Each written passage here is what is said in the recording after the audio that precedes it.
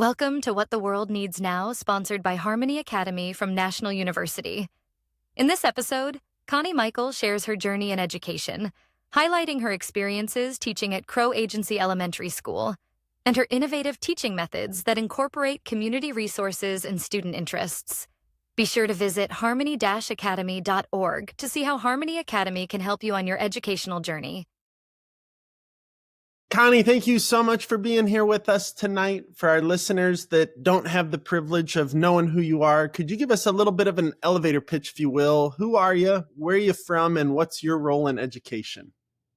I'm Connie Michael. I am originally from Washington State. Taught there for 25 years. And then 10 years ago, moved to Montana.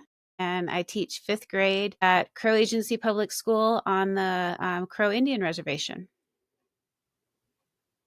Connie, what got you into education? You've been in education for a while. This is, you have a lot of experiences. Tell us about your journey from the start. Well, when I went to school, I knew I was going to go into education, but I started off as a pre-vet major just because I love science, and stayed in that for about a semester, and then ended up, going over to where I knew I was really being led. Education is really important to my family, and in one way or another, there's a lot of people in my family that are involved in education. My brother's also a teacher.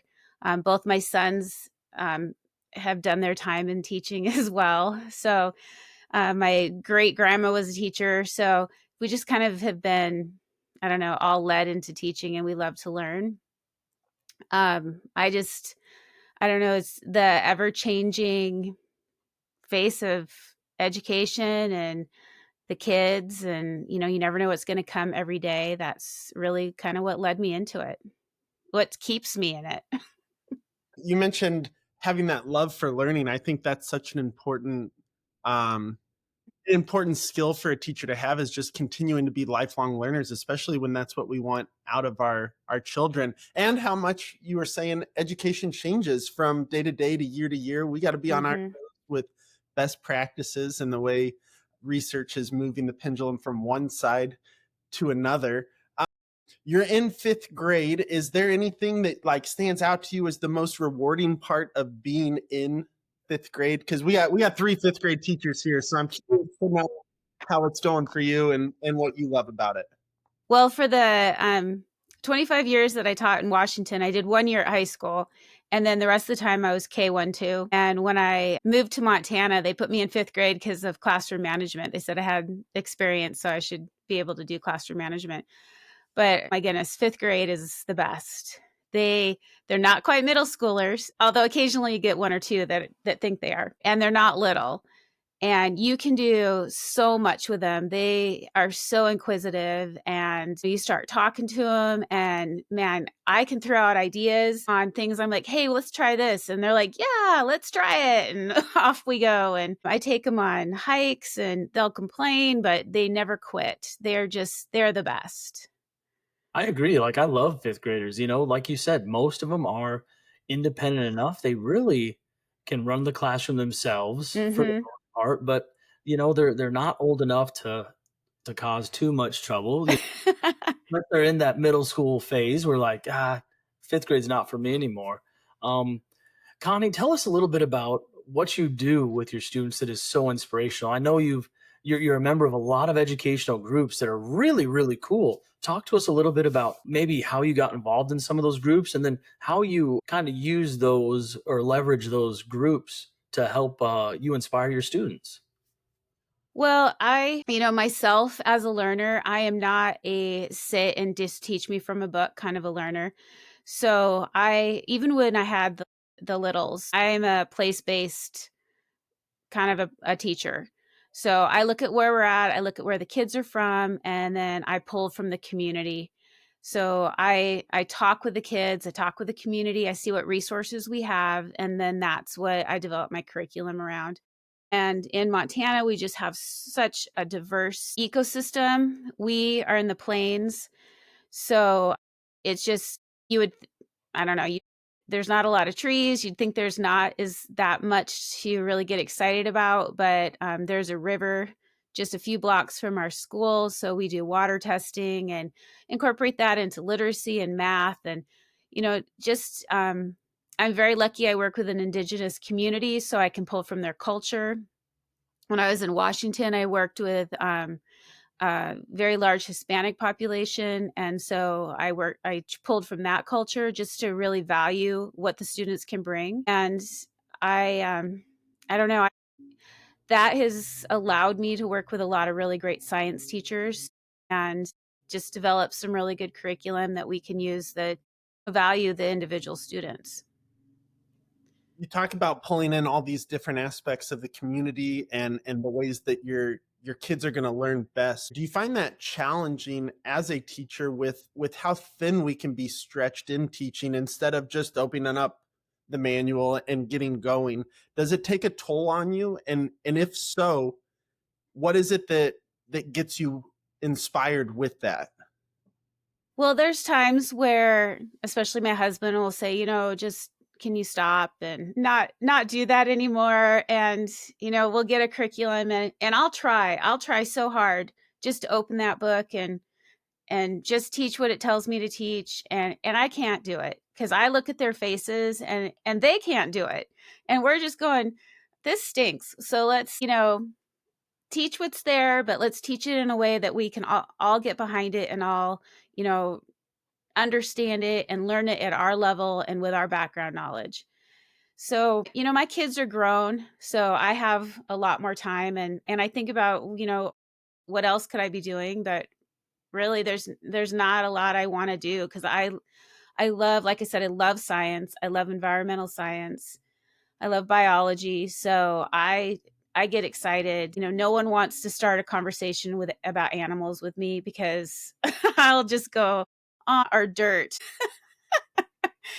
That is just, and then I collect straws and garbage. And, my husband, bless his heart, we went camping and he bought me a box of Ziploc bags and we collected soil samples from every single place we went. I mean, it's just me. I can't help it. So, I mean, do I get pulled a little thin and overwhelmed sometimes? Yes, but I love it. And I think because I get excited about a rock or a stick or something, my students get excited about it. If I don't know, it's like, when your 2-year-old child comes up to you and is like, oh, look at this rock. And you pretend you're excited. I am really excited. Connie, shout out to everybody that is married to a teacher. I think there's certain professions that need an understanding spouse. And if you are a teacher, you definitely need an understanding spouse because there are a lot of ways that you get pulled and you have different interests. And if they're not willing to see you through like the new curriculum adaptation or your interests, it can be kind of tough. And that's another way you get pulled. But shout out to all the teacher spouses. Mm-hmm. Connie, has there ever been a time like you're totally inspirational, you totally inspired the students you work with? Has there ever been a time where maybe you lost that spark, that flame of inspiration? And then how did you get it back? Where'd you find it again? Well, I think a lot of us kind of lost that during COVID because the way that I get inspired and I get excited about education was not a way that I was able to teach for very long. I was lucky because of our situation. We didn't really go online for very long. We ended up getting small groups of students back pretty quick. So I was able to figure out how to do stuff, 6 feet apart. But I felt like it sucked some of the inspiration out of me. And then it took a while for me to kind of get that back and get my groove back again. But most of the time, I mean, every year we get a new set of kids and they have new interests. So I feel like I kind of have to recreate what I do. They'll come into my room and they know that stuff's going to happen, but they never know what because I tell them I'm not going to do the same thing every year because I'm going to get bored. So they anticipate something's going to happen. They just don't know what it is.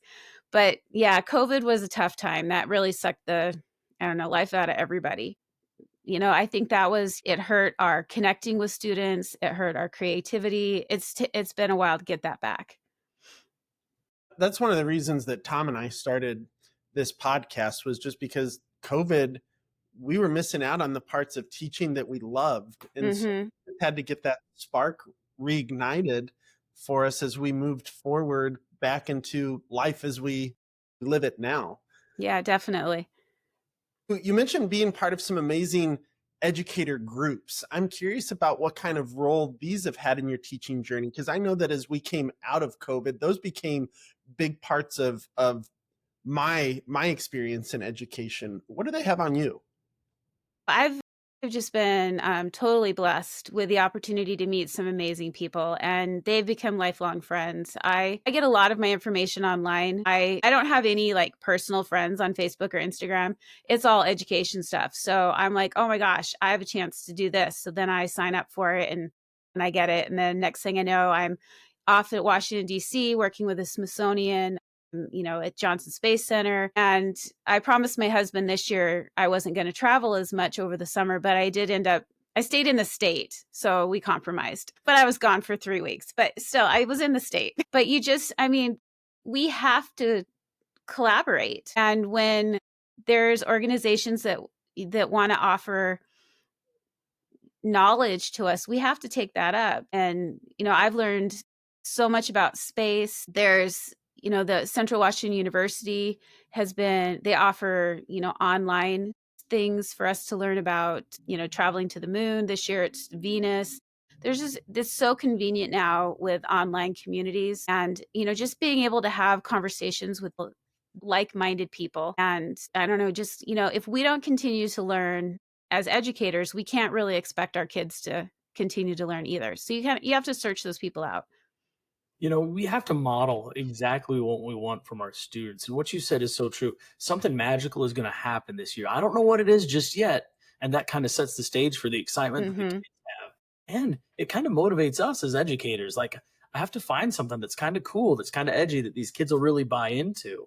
Josh and I have traveled all over the state and talked to new teachers. And these opportunities are out there. We're all part of this Harmony Academy educator advisory group, which is chock Mm-hmm. full of absolutely inspirational educators. Connie, what advice would you have for maybe somebody that's in their second, third, fifth year, 10th year of teaching that wants to find some really cool things to be involved with, at the national level? Well, like I said, online is really great. The online communities, that's where I started because when I moved to Montana, I didn't know anyone. And then take the opportunities to talk to people at conferences that you go to in your own state. But I don't know, like I said, I can't speak enough for just, Facebook groups and things and then reading the newsletters that get sent out, like the National Education Association. I can't think of exactly where they get dropped into my inbox, but boy, I read everything. And then you can find grants. That's how, how I found Harmony. That was 10 years ago. I found Harmony when I first moved here.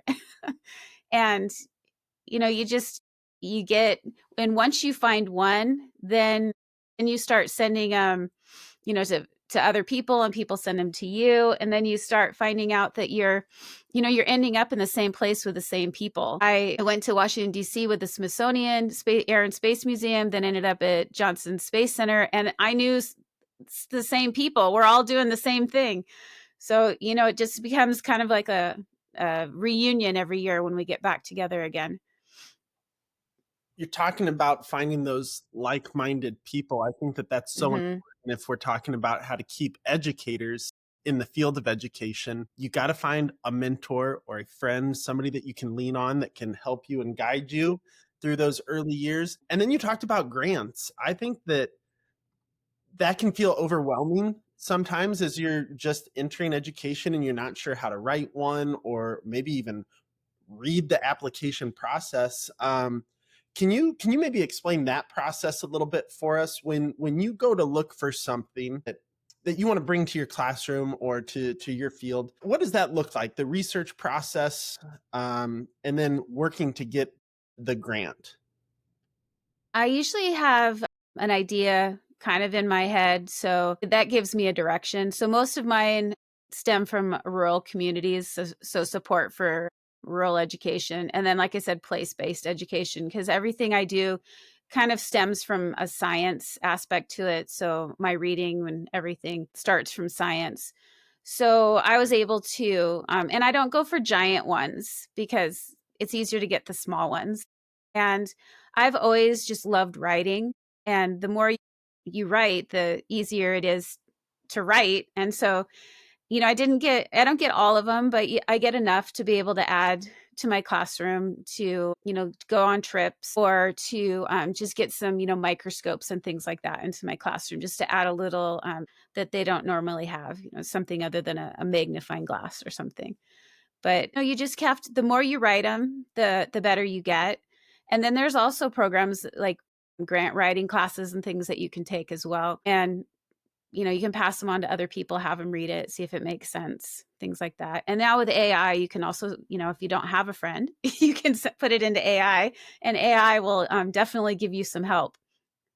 But then Yeah. reread it, because if you don't, they don't like AI grants. They want it to be personal. So don't be like the kids and just turn in something the AI wrote. That's right. That's right. Gosh, Connie, I really, really admire all you do with everything, the grants, the travel, the connections. One thing that is really important this time of year is starting a new school year. Everybody's going to do it. Everybody's tossed back into the classroom. What are some tricks that you have to get the classroom ready to go, to get the students ready to go so that you're set up, you know, in March, April, and May when these middle school fifth graders are ready to hit middle school? You can kind of keep the lid on the kettle a little bit. How do you start your year? Well, when I first started teaching, there is a book called The First 6 Weeks of School, and that's kind of my Bible. So even, 30 some years down the line, that's still how I do it. And it really dovetails a lot with the Harmony curriculum, which I utilize a lot right now as well. I do not decorate my classroom. It's not my classroom, it's our classroom. So I want my students to feel like they're a part of it and that they have put all of the work into getting it so it's comfortable to them. So this is where we are 5 days into our school year now. And we do I use picture books with them, even though they're fifth grade, they like to be read to. We talk about respect. We get to know each other. Since we're a small school in a very rural community, most of them know each other, but we talk about how we change over time. So, what's important to you? What are your goals? Um, what things do you like now? Because these kids have known you since kindergarten. So maybe, you don't like Bluey anymore. Maybe you like something different. We set up routines. I start giving, like you said earlier, I start giving kids the responsibility because they pretty much, they'll run the classroom. You hope they'll run it when I'm not there, but that never actually works. But they could, really put their mind to it. So, I really just, I'm a facilitator, and they're the ones they're running through it. So we play a lot of cooperative games. We talk about bullying. So we use the Battle of the Bullies game from Harmony. Just really, we do meet up, circle up, do a lot of, changing partners, buddy up stuff so that they're always with someone different. Talk about how to deal with that if somebody's not participating correctly. Anchor chart after anchor chart over what does it look like? What does it sound like? Yeah. Yep. So, and we will just keep doing that. I mean, we got an email today saying, okay, get ready because we'll start the curriculum next Monday. And I'm like, yeah, we'll kind of start the curriculum on Monday, but we're still developing community. And, if we're not ready to start, the curriculum, we're not going to start it. We're going to wait until we have our community set up and we're ready to go, because that will pay off in the spring. It does. It pays off huge. Yeah. And it helps when you get a new student. Mm. We could get a new student in December and our students they'll like that's not acceptable behavior, and we don't act like that in our classroom. So you put the work in the beginning and it will pay off at the end. That's such a hard thing for a new teacher to understand, or even as myself, 14 years down the road, that hey, the pacing guide says you're supposed to be at this spot, and to be able to come back and say we weren't ready for that yet, though. Yeah. We were still talking about what does math sound like in here, because Mhm. sit there and just copy out of the book. We're gonna talk math, what does that sound like? Or when you're doing your science, what does science feel like? How should the atmosphere be in here? And I love that you said that. If we're not ready for it, we're not gonna do it yet. I'm not gonna force it upon them just because it says on this piece of paper I'm supposed to be on module 1, lesson 3. Right, exactly. The pacing guy doesn't know my kids. I know my kids, and I always say that I'm the professional, and you're paying me for that. So yeah, I'll catch up. I mean, we'll catch up, but the learning will be better because we took the time in the beginning. And I can't say that enough. Developing those connections is what's going to help them to be learners later on. I've had 3 of my students that moved on to middle school have already emailed me just to check in and let me know that they're doing well so far. And so that means the world to me, because they're feeling a little uncomfortable and they needed someone to, kind of ground them. And so they reached back out to me, and I'm just like, I'm doing good. My class is great. Hope you're doing fine as well. And they'll stop emailing me when they don't need that anymore. But that's a connection that they need to have right now. And, that's important. I want these students I have now to have that connection, and not just be like, oh, I'm sorry, we can't really connect because we have to start this pacing guide on a story you probably don't really care about. Connie, that was amazing, and I never thought of it that way. I've had students email back to me, but I never put together that it was a connection that they needed, and they weren't quite ready to make that jump, that they were feeling nervous, that they were feeling insecure, and that they would be done with that relationship when they were feeling secure enough to move on. Mm-hmm. I think that is so powerful on a number of levels, right? Like, as educators, that's where we give ourselves to these students, and they recognized you as somebody who's safe, who's there for them, supportive of them. And then for you to be able to recognize, man, when they don't need this relationship for that support anymore, then the emails will stop. I Mm-hmm. never thought of it in that way before. That's remarkable. When I was in college, my senior year of college, I was a counselor for incoming freshmen at my college, and our job was to develop relationships with these freshmen in just like 3 or 4 days, get them registered for classes, and then we were their connection, because research shows if a student doesn't make a connection at college within a certain amount of time, they'll drop out. So we were there for them, and they would email us or call. I don't know if there was email back then. I'm that old, but they would call us. And then when they've got friends and made a new connection, we never heard from them again. So I've just always kind of thought of it that way. The same with my students. When they don't need me anymore, then they don't call me anymore. It's a nice way to look at it too. A beautiful way to look at it. A lot of what you talked about with starting your year off revolved around social emotional learning. Mm-hmm. Do you get any pushback with that? The way the political climate is, I know that there's times that we hear about teachers can't say those words, teach these things, and we're like, what do you mean? We're just teaching them how to be people. Have you experienced that at all? At the school I'm at now, no. And my administrator this is her second year. She is 100% behind it. She's very much into that social emotional, making sure that we're making connections with the students. Very, very supportive. In the past with administrators, I just didn't call it that. And I still did it. I just was, we're just setting up routines, and I just didn't use that verbiage. I think that when you start, it's the label that they don't like, not necessarily what's happening. Listen, good teaching is good teaching, right? Mm-hmm. Teaching relationship skills, teaching emotional regulation skills, teaching how to collaborate and listen, and all of the things is great Mm-hmm. teaching. Like you said, Connie, it doesn't matter what label you put on it. It's going to be good teaching, and it makes a difference in the lives of students and families and school communities. So I think that's Mm-hmm. the biggest thing we can do. Yeah. Are there any books that you've read? I'm a big book fan. I love to read. I read The Power of One More by Ed Millett, and that was really, really incredible. What are some books that you've read that have really made a big impact on your practice and education, or you personally? Well, I love to buy the book and then not read it all the way through. So Sounds so like I have a large collection of them. They're I can't remember the name. I'm gonna turn around really quick because it's right behind me. Um, it is called The Green Thing. That is the book I read part of this summer. Part of. And there was a training I went to, and it's again talking about just getting the kids to kind of just understand their place in the world, and then helping us understand, how kids are changing with just the digital age. This is, these kids have never not had technology before.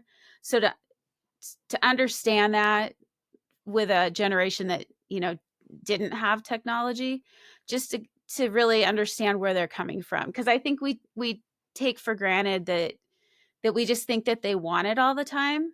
And I don't think that's true. I think that they just feel like they have to have it. But Mm.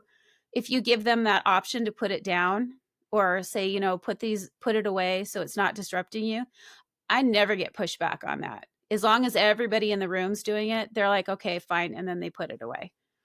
Because I think they want to be free of it. I can't remember the exact numbers from this study I read, but it talked about what kids want to do with their friends. And the number one thing was they want to go play with them freely, like just unstructured free time. But they don't often get that because of the way that society fears what could happen if they went down the street to the park, and how we can't keep tabs of them. So oftentimes they're forced to get online to Mm. be able to communicate with their friends. Mm-hmm.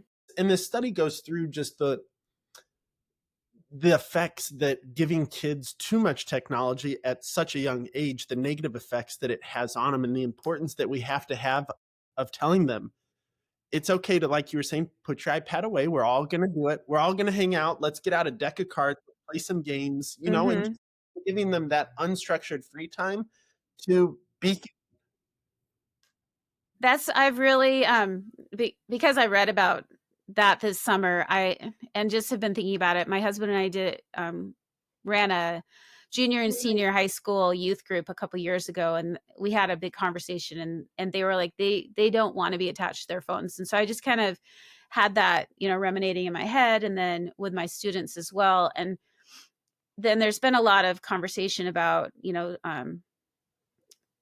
scores coming out showing that reading scores have gone way down with this technology. And anytime the kids are like super enthusiastic, like, when do we get on our Chromebooks? And I'm like, why do you want to get on your Chromebook? Then I'm like, there's something up. You don't want to be on them, I'm sure.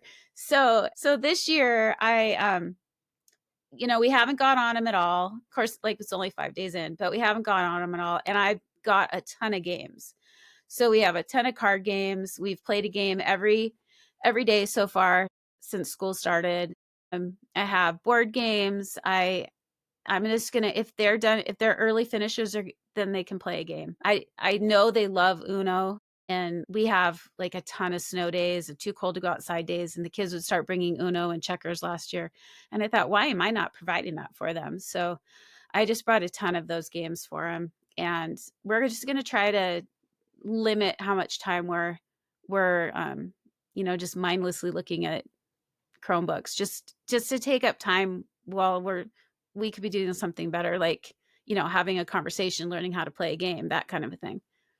I think those skills that are in games are just incredible, right? And we need to practice those skills that are in games. Being okay when you lose, being okay Mhm. when things don't go your way, being okay if somebody's talking a little trash to you, and maybe you Mhm. either talk to it back or how do you handle it? You know what I mean?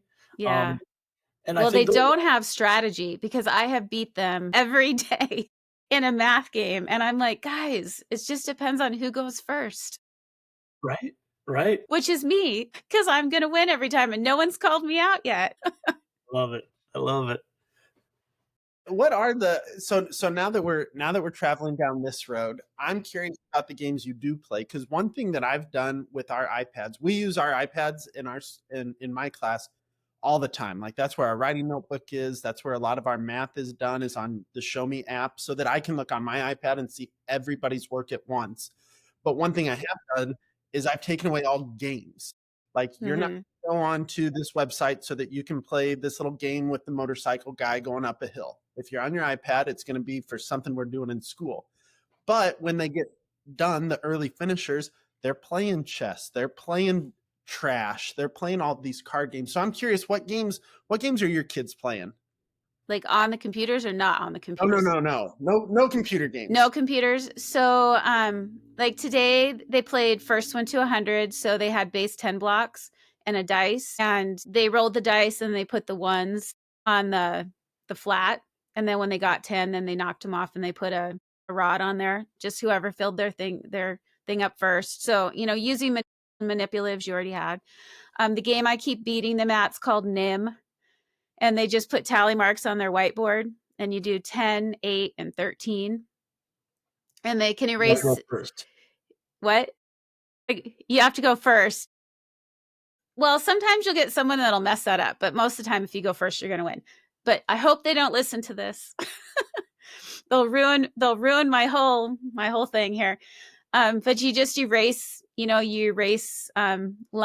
the tally marks, and whoever erases the last tally mark wins. We've played, some of the games I saw on Instagram where you just play cards and you roll a dice and then you just move the card. If you got that number on your dice, then you get that card. War, that's a good one. Uno, we have Candyland, and we have some like financial literacy ones like payday, allowance, lots of checkers. I'd love for them to play chess, but I don't know how. And I tried to learn cribbage because I'd really like them to play cribbage, but I haven't learned that well enough to teach it to them yet. I should just throw it out there and see if they can figure it out. Somebody would. Somebody would. Exactly. So, And just strategy games. I want them to learn the strategy. But one of the things I've done is I've just gone on AI and I've said, create instructions for chess for an 8-year-old student, and it can lay it out for you. And then I'll try to teach them, but I'm like, hey, you guys have to read this. If you really want to play, I got to go help this group. And they'll read through it, or somebody's teaching them. I'm going to try that. That's a good idea. I think it's so fun to talk about stuff like this because it's what Tom and I always talk about is we have to humanize education. Like we have to make school a place that kids want to go, where they feel accepted, loved. And the pressure is, I wouldn't say taken off of them, but the pressure is, how can we be great people? Like, how can we grow into the best version of ourselves? And a lot of that is just having fun, right? Like having fun, I think. Yep, that's what I think too. If we're not having fun, then we need to stop what we're doing, because it's not supposed to, like tomorrow is not going to be fun because they have to take some assessments. Yeah. But when they're done with that, then we're going to crack the games out and have fun again. That's what we got done with ours. And I was like, all right, guys, I know that was a miserable time for us. Think about how bad it was for me. I had to sit there and just walk around and see what you guys were doing. I didn't get to do anything. Let's go outside. We got to go play. You know? I think you're right. If we're not having fun, it's time to find something else to do. Exactly. And I tell my kids, because they come from some teachers that take their recess away if they don't finish their work. And I'm like, I will never do that, because we need to get outside, and we really have a limited amount of time. Because I joke with them and I say, well, you better do that because it's going to snow tomorrow. And they're always like, is it really? I'm like, no, but it could, because we can get our snow as early as October. And then our last snow is usually the first part of May. So most of our school year is some pretty cruddy weather. So we're going to go outside as much as we can. And I mean, it was hot today, and they were all like hiding under the slide because they said it was hot, but at least you're getting fresh air. We got to get outside and just not be inside the classroom. Connie, thanks for taking some time. Thanks for walking us through grants. Thanks for telling us how inspirational you are in the classroom and how to connect with these nationwide amazing groups that you're part of. At the end of the episode, we always ask the same question, and it's amazing. In the 60s, there was this song about what the world needed, and it was love. And that's what the world needed. Here we are, 2025, start of school. What does the world need now? I would say probably pretty close to the same thing. I would just say, communication. So if we could just sit down and talk to each other, I think we would develop empathy and love and understanding. Because, right now people just talk at us and they don't talk back and forth to each other. And just developing those communication skills, listening, and just giving people a chance. You don't have to agree, but you have to, understand that people have different opinions and, have some compassion. So just communication. That's one of the things I try to tell my fifth graders often is you don't have to be best friends with everybody in this class, but you got to find a way to get along with them. And Hmm. by listening and communicating with one another. So thank you so much, Connie. This is absolutely amazing. Tom and I love spending our nights when we get to sit here and get pumped up for the next day. So thank you for getting us ready Oh, for. thank you. Ladies and gentlemen, that's our show. We're so thankful and appreciative that you continue to join us on What the World Needs Now.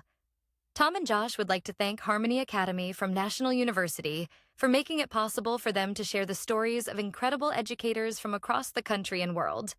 Please check out harmony-academy.org to see how Harmony Academy can support you on your journey in education.